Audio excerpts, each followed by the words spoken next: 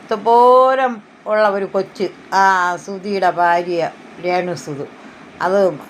അതിൻ്റെ പാട്ടിന് വിടടേ ഇതെന്തരിങ്ങനെ ഒരു പെങ്കൊച്ചിൻ്റെ പിറകെ നടന്ന് അതിനെ കൊല ചെയ്യുന്നു. ഇപ്പം എല്ലാം പോയി. സുധിയുടെ മൂത്ത മകനെ വളർത്തി എന്നും പറഞ്ഞൊരു സ്ത്രീ ഇപ്പോൾ വന്ന് കഥ പറയുന്നു.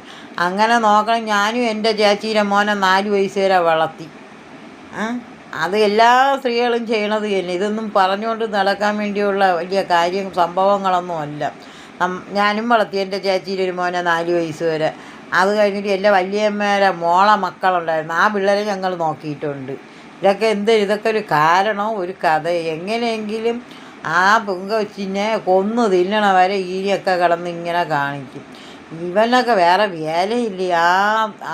ഇതുപോലം പോലെയുള്ള ഒരു പെങ്കൊച്ചിനെ ഇങ്ങനെ ഇഞ്ചിഞ്ചായിട്ട് വേദനിപ്പിച്ച് കൊല്ലണത്. അപ്പോൾ എന്തായാലും സുധിയുടെ കല്യാണത്തിന് ആ കൊച്ചു ഉണ്ടായിരുന്നല്ലോ.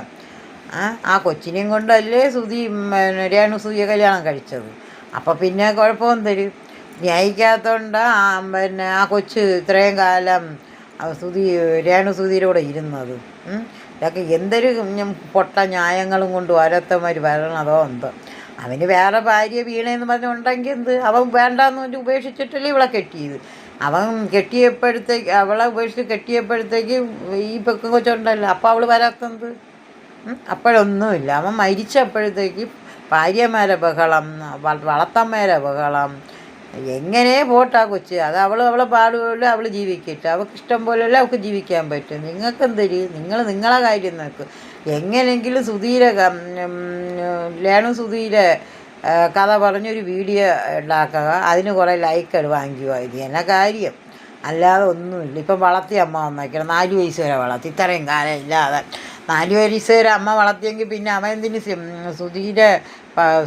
രേണുസുധിയുടെ ഭർത്താവ് കൊച്ചിനെ സ്റ്റേജിൽ കൊണ്ടിട്ട് വളർത്തിയതും തൊട്ടിയിലിട്ട് വളർത്തിയതും ഈ അമ്മമാരെ കൊണ്ടായിട്ടാണ് ഇങ്ങനെയൊക്കെ ചെയ്തത്.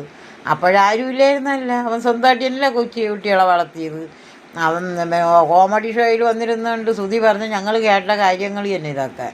ഇപ്പം 4 വയസ്സ് വരെ വളർത്തിയ അമ്മയുണ്ട്, അതിന് മുമ്പേ വളർത്തിയ അമ്മമാരുണ്ട്.